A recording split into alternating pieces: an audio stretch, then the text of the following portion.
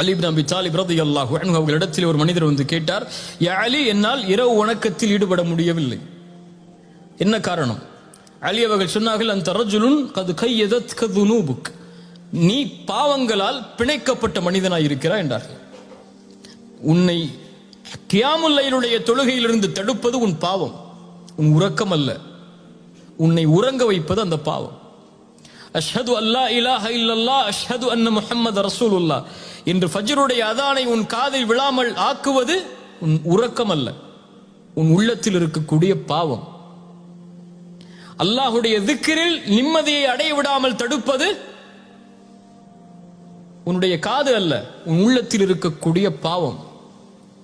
உலக வாழ்வில் எது நடந்தாலும் இறைவனிடமிருந்து அது உன்னை தூரமாக்கினால் நீயாக தூரமாகவில்லை, உன் உள்ளத்தில் இருக்கக்கூடிய பாவம் அல்லாஹுடைய அருளை தடுக்கிறது.